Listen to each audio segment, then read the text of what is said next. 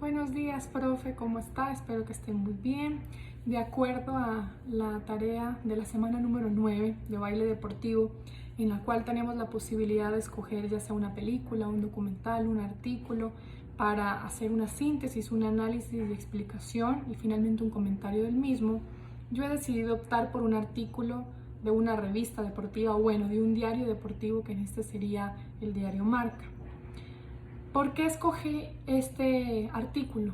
Precisamente por la situación actual que estamos viviendo en estos momentos a nivel mundial, que es el tema de la pandemia. Entonces, básicamente lo que en este artículo entra a analizar es el deporte en la era post-coronavirus y la distancia social y los cambios que debemos realizar una vez termine todo el confinamiento y puedan controlar la pandemia de alguna manera.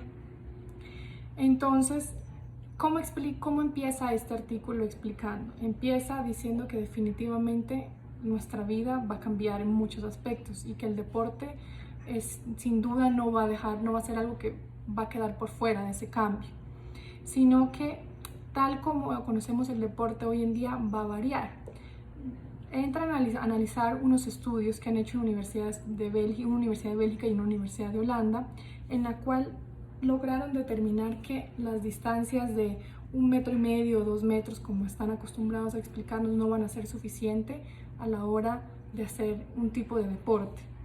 ¿Por qué? Porque empiezan a hablar de lo que se llama como el flujo deslizante. ¿Qué es el flujo deslizante? Lo que emite una persona al toser, al respirar, al estornudar, por ejemplo, cuando corre, cuando baila, cuando está en una bici y demás. Entonces, dice que definitivamente este flujo deslizante va a tener un impacto a la hora de realizar cualquier tipo de competencia.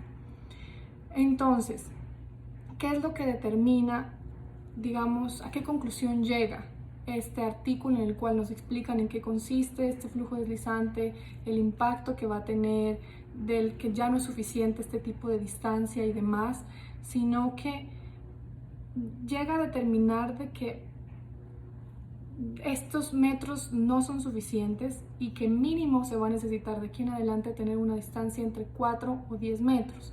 ¿Esto qué quiere decir? Que en cualquier competencia en la cual los competidores se muevan en una misma dirección, va a ser necesario tener este tipo de distancia y, digamos, pone un ejemplo en el caso de una bicicleta, cuando está en estas competencias en algún tipo de giro y demás internacional, ya sea el Giro de Italia o lo que sea, va a ser indispensable que tengan un mínimo de 10 metros para que puedan circular, e incluso también llega a hablar de 20 metros y que nada va a ser definitivamente igual.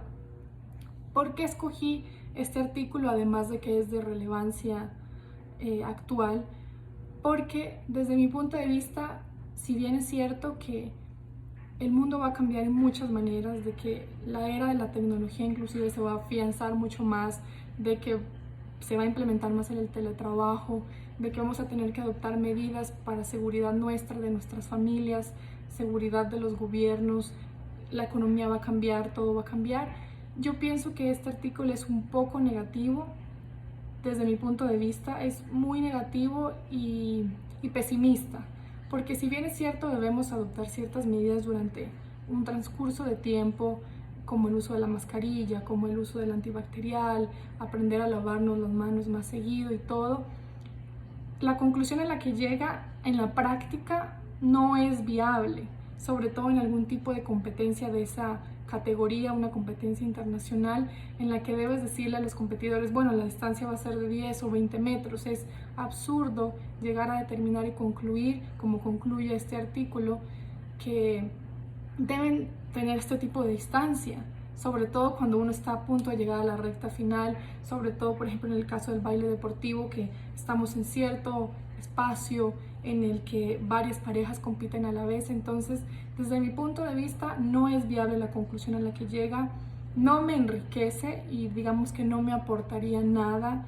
como tal, sino que pienso que hay maneras de implementar otras cosas. Yo pienso, desde mi humilde opinión, que la solución no es si mantengamos 10 metros, 20 metros, no, sino que la conclusión a la que yo he llegado después de esta pandemia es que nuestros hábitos deben cambiar. ¿Y cómo hay que cambiar? Precisamente evitando que se propaguen y que crezcan más estas pandemias y de que surjan más y seguir dañando el medio ambiente y seguir dañando el mundo en el que vivimos y sin pensar en las generaciones futuras. Entonces, desde mi punto de vista, el cambio viene desde nosotros.